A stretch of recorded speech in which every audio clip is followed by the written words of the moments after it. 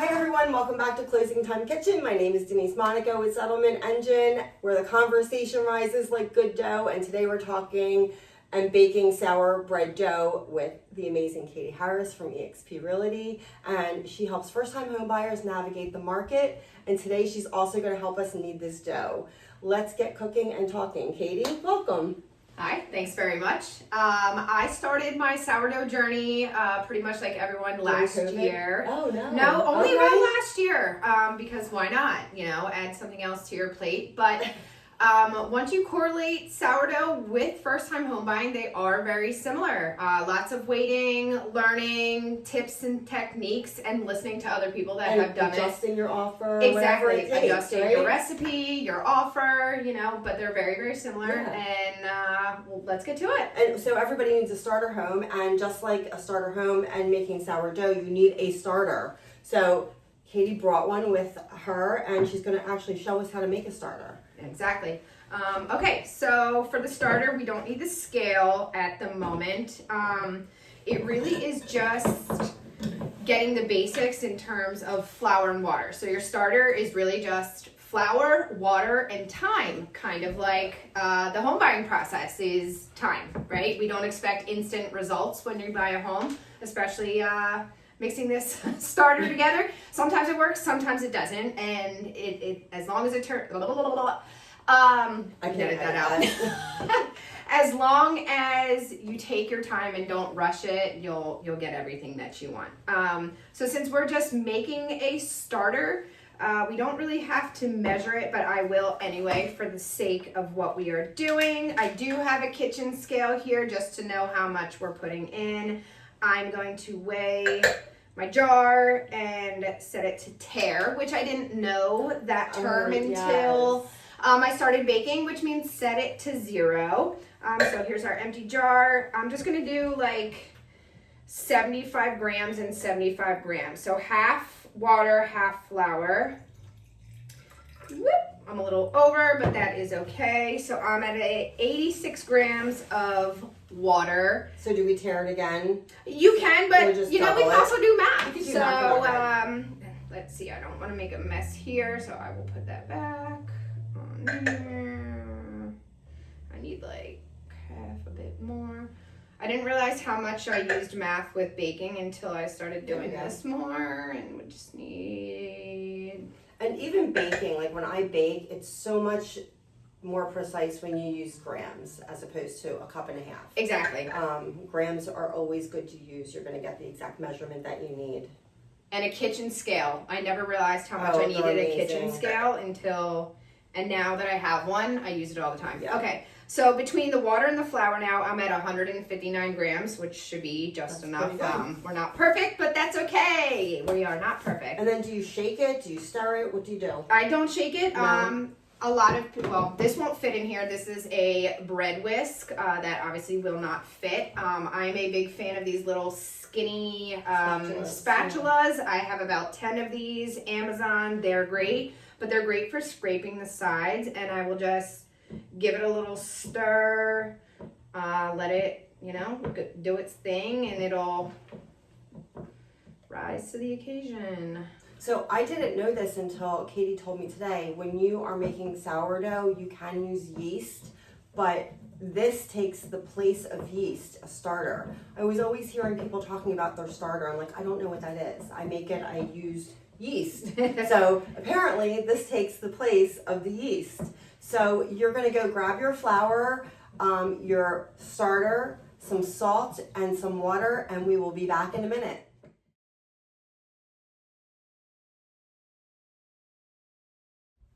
Okay guys, welcome back. We're going to jump into the basic sourdough bread recipe. Step 1 is mixing your flour, your starter, your salt, and your water, and we're going to let Katie take over from here. All right. So everyone will find a recipe that they end up liking, using, that works well for them. Different types of water, different locations, your environment makes a big difference. I have found one that I now know by heart, and it's the only thing I use. So I will be doing 5 500 grams of 500 grams of flour, 350 grams of water, and 100 grams of starter, 10 grams of salt. So we're gonna put the flour, and the best part is you can mix all this at the same time. A lot of videos I saw were do one thing, then mix, then do this, then do that. Just do it all at once, save yourself some time. And who knew it was that easy? Super easy. I mean, everyone makes it out to be so hard, but it's challenging in the beginning because it feels overwhelming, but it's really not. there we go, 500. All right, And then you have the water, which is 350 of water. 350. Now you can't take this back out, so. No, you can't. If you accidentally add water, too much water, you can just double up your recipe and make 2 loaves. And we're what, 350? 350. Oh. We need a tad more. And you said it doesn't matter if it's hot or... If it's too hot, it will kill the yeast. So lukewarm is okay, but I wouldn't go anything closer to hot. Is that okay? Yep. Okay. We're at 351, so we did 500 grams of flour, 350 of water. I will add my starter, which isn't fully at its peak, but it's better than nothing. And how much of that do you add? 100 grams. Okay.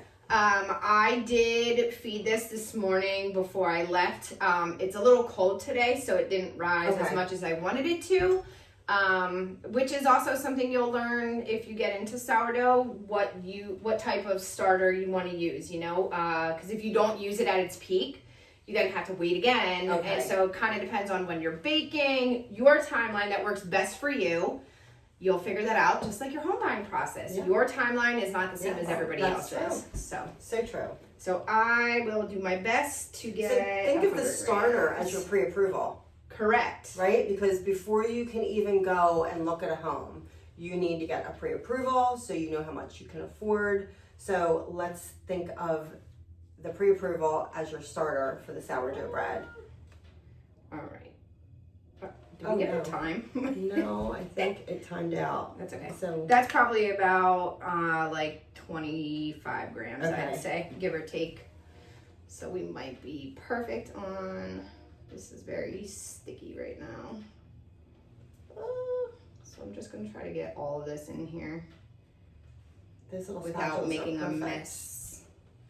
The one thing about sourdough is you're gonna get it everywhere. Come on. All right, yep. So I probably just need this last big scoop and we should be okay. Oh my goodness. Look at that. Come on. It's actually really cool Smells once you good, start actually. learning more about it and like watching your starter to realize that it's a live active culture and watch it like grow is pretty awesome. Do you want another one we can maybe use to scrape it off? There we go. I think we're good. Oh yeah, Like right at That's, like, 73. perfect. I might just do this last little bit and I'm just gonna use this and I'm gonna oh, I like that one too. There you go. All right. And then the salt. Yep. Okay. So salt, I can just hold this Okay. on the side here. So salt, we need 10 grams. I actually prefer a little bit of a salty bread. So sometimes I add up to 12. Okay. But it's all personal preference, you know. Some people like salted butter, some people True. don't. So it's all your personal But preference, but this is 10 grams. You also that we mentioned use. that it can't be iodized. Don't use iodized. Right. Yes. Okay. The reasoning why, I don't know. I just have, once I've started making my own things, we're trying to avoid not having So this, chemicals in our things. this is the one that we're using. And if you don't This is know the any better, best. Chef Brian Duffy has told me that this was the best salt that you can ever get back in 2016, and I stand by that message. Mhm. So Maldon sea salt, get yourself It's a awesome. jug. And I will put a link to these little utensils, the salt, and even the Dutch oven that we're going to cook this in. Amazing. All right, so we timed out again. That's one thing you need to pay attention to. If you do use a kitchen scale, it will time out on you if you're not paying attention. So we are back at 0. And I've got this on my hand, and you realize you think you're using a lot of salt, Right, and and it's you're really not. not. We're only at 3, 5, 6, 7, 8. Come on. 9, 10. 10. All Perfect. right. Perfect. Okay, now Katie's gonna mix this all up until it comes together. Don't overthink it, right? Do not overthink it. So we don't need the scale anymore. We're done. We're good. A lot of fellow bakers out there will come at me for this, but the crown jewel everyone claims is this dough whisk, which I don't really like as much as I like my little spatula, but whatever you have a personal preference with. This is good for the beginning of mixing. This one's better for scraping your sides and everything. So let's just, would you like to give it a try? Sure. Just go in it. It'll feel like there's a lot of remaining flour on the side. I would use a mixer, but I've never done it by hand. No, it comes together pretty quickly. It actually does. Look at this. I don't know if you can see that, but it actually is coming together really quickly.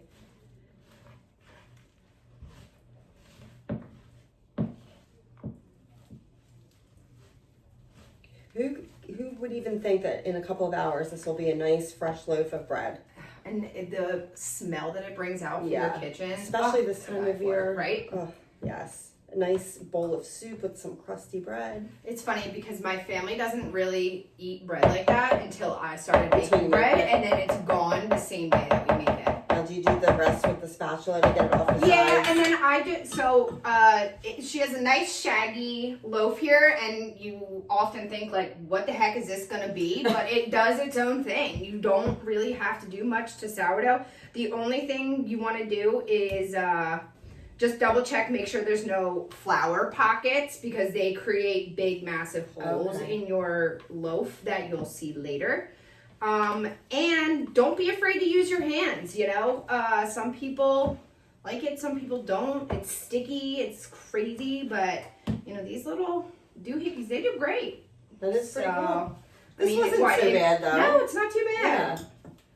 So there we go. In what, 2 minutes? And then what do we do with this once this is done? All right, so we have everything incorporated. Everything is mixed. We are going to let this sit for about a half an hour and then do a few stretch and folds. And then it's very bougie and it just sits around and waits, you know? Okay. So. And new buyers have to stretch too. Maybe their expectations, right? So maybe that there was a neighborhood that they really wanted to be in, but do you tell people to go a couple times during the day and check out the neighborhood? Oh, absolutely. And then they find out maybe that isn't what they want. So they have to get new information and pivot to a new neighborhood. Yeah, or everything you see online might not be what you actually get in person. Kind of the same as watching people, you know, bake online. Until you're actually doing it and experiencing it in person, you don't really know what you're getting yourself into. Yeah. So, but yeah, so this we will let sit and hang out, and it's really it. So, So we will be right back, and we're gonna get this ready to sit and rise. Yes.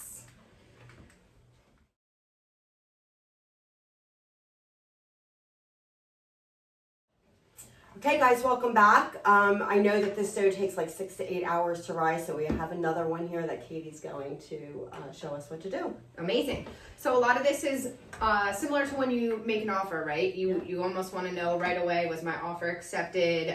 What are they going to say? We just have to wait. We just have to wait until it's ready. Patience. I know it's hard, but you just wait. It's a waiting game. Yes, for the bread unfortunately. and for your offer. Yes, it's stressful, unfortunately, but this one I did make actually first thing this morning. So this has been sitting probably since like 9:30 this morning. So what are we about 6-7 hours, give or take. So you start to see these bubbles in here. I don't know how well we can see them, and I'm gonna make a mess on Denise's counter, but that's okay, and it'll clean up. So I'm actually gonna go right in here and I guess we should also mention that we have the Dutch oven in the preheated oven of 450. Such a mess here. Do you want gloves? Nope. No? Okay. So we have the Dutch oven in the oven, preheated at 450. So we can see it's very stretchy. Like glue. and it'll still like come out almost like a rectangle. Ooh. Sorry. Hold that for you. This is much stretchier than I wanted, but that's okay. So this is gonna make a mess on her counter for just a minute, and then I will fix it. I'm not worried about the counter. It looks like I might need a little more flour, but that's okay. Oh my my God. god! I can get you some Just more like a flour. tiny bit, because this is really sticky today. But like, you see, it's So like let me just a tiny, tiny bit. Maybe a little bit more. And it's all over my hands, but that's okay. We get in there. Yeah. So one thing I learned is over time, like, you're just gonna get used to it, and that's kind of gonna be how it is buying a house, right? It's really scary, overwhelming. You're doing a lot, and you don't know what to do, right? So just listen to others, trial and error. Listen to your realtor, for sure. When you're buying your first home, your mom's going to chime in, your dad's going to chime in, all your friends are going to chime in because they've all done it. Now, the thing is the housing market changes every day, programs change every day, mortgage programs change every day, locations are different, change every day. You know? So you need to go with your gut, find an experienced professional agent like Katie, and she can hold your hand through the whole process. Exactly. Can I pause it for a second? Sure.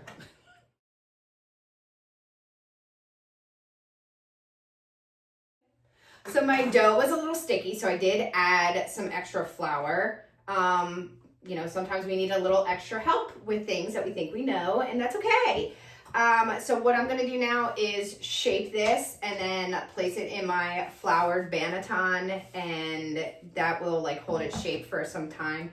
And it does have a cover. If you don't know that these come together lined like this is actually the cover. So make sure you don't put your dough directly. So it just goes right over the whole bowl. Yeah, okay. Don't put your dough directly on here because it will get stuck to that. I did find that out the hard way. Katie also mentioned to me that sometimes if you're making sourdough and it doesn't look like it's coming out right, to still go ahead and bake it. Bake it anyway, because my favorite part is that it still tastes amazing. Okay. It might not be the prettiest thing, but like look at how, if you guys watched a few minutes ago how sticky it was, we just added a little more flour. Sometimes we need a little extra help with things, and we get, you know, some people along the way to give us some resources, and look at that.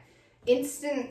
Yeah, it's a big difference from when it started. Yep, it was just a little sticky, so we're just gonna shape it. I did watch, I might need just a tad more, just a tiny bit, just to make sure I'm not making a giant mess here, which we are. One of my favorite ways to shape it, because that was something I was having such a hard time with. I did reach out to a few different people that I know that make sourdough. So, you know, reach out to resources, right? If you're having trouble, maybe your agent isn't doing all of the things that you want them to do, resources, ask others. So your dough's gonna do its own thing. So she taught to kind of like make it a square, and it's going to want to do its own thing because it was, you know, shaped in that round hole. It's going to want to go back. So she taught me to almost fold it like a piece of paper. So we're going to do one half like that, one half like that, roll it up.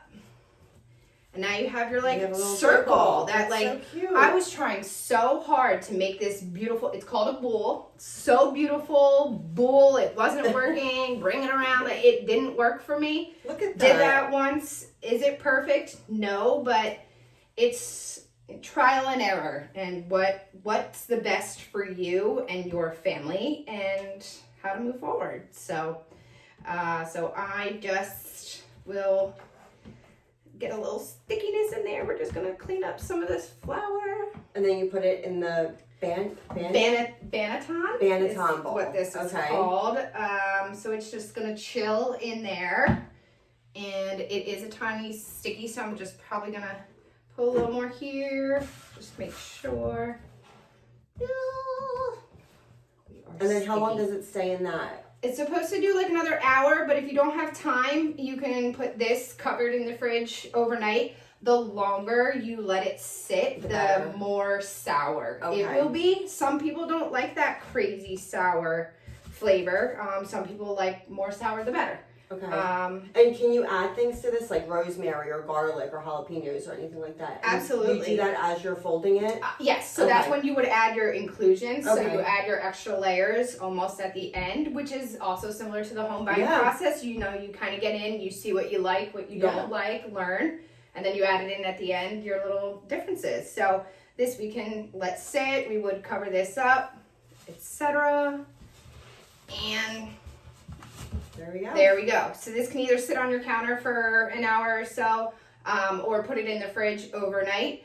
But yes, whatever you do, it's more sour the longer you let it sit. But we can leave it for a moment. Yeah, we're gonna let that sit, and we'll be right back. We'll get the Dutch oven out, and we'll put the bread in, and we'll see how it turns out. Yay!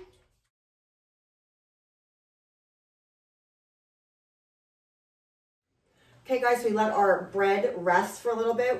This was in the oven at 450 degrees while the oven was preheating. So now we're going to let Katie do the magic. Woo! That is hot. So this is going to be like your, final parts after you put an offer in on a house. And then you still have a few other remaining items that you need to get done. And you have a lot to do. Yes. So inspections, appraisals, all the above. Mortgage, title. Correct. Settlement engine. Yes. The best. So I have this fun little sling, it's called. It's made of rubber, I believe. But this I would put... It makes it easier to take the dough in and out when you're using a Dutch oven like that. So for me, I will empty this out. We do kind of just dump it and hope for the best. There we go. And then this is when you score your bread. I am not great at scoring. As long as you just get something in there. You have to. Yes, because the bread needs to have a release. Otherwise, it'll kind of just crackle all over the place. Doesn't need to be fancy, pretty, a design. But they're the ones that the people put like the little wheat shapes in and things like that. So after you make sourdough bread a few times, you'll start to learn that I was always nervous of time when, I shaped it like this. If I don't do it right away, it's just going to, fall apart and I have to start all over. You have time. Okay. So you can take the time to sprinkle some designs on there. I know you have your little tool. So we do not have a bread lawn, but we have a box cutter, which is the same. It doesn't stay open by itself. Though. That's you just okay. Have to hold it. So I am just going to, at an angle, just give it a nice little slice in there. And then I typically put a 5-minute timer after it's in the oven and do another slice to go a little bit deeper. I've learned that over time that's helpful too. So right now we're just gonna plop it in our hot Dutch oven. Very hot. And do you put the lid on it or not? Yes, lid on it for the first 20 minutes and then lid off after. Do you do it like that? Yep, perfect. Right. And then look how great. So you still have your handles on the side, but then when you want to pull it out, instead of reaching into that really hot, you can pull that out. That's awesome. Okay, I will put this in the oven for 20 minutes. 20 minutes, yes. Oh, we're going to set a 5-minute timer first and then rescore it a little bit deeper in where we did that cut. All right, we're going to set the timer for 5 minutes and we'll be back in a minute.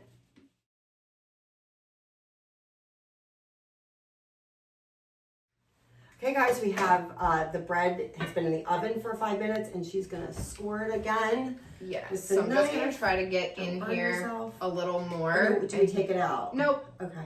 I'm just gonna leave it and just make my score a little deeper just to make sure that it can breathe. If you don't score your bread, it will find ways to have the air escape anyway and it'll kind of just go all over the place. So I don't score the best and not fancy, I just do it. And then we put this back in the oven for 15 more minutes covered and then 20 uncovered. Okay, we're gonna put this in the oven and when we come back, we are gonna have a loaf of bread to show you. Yes.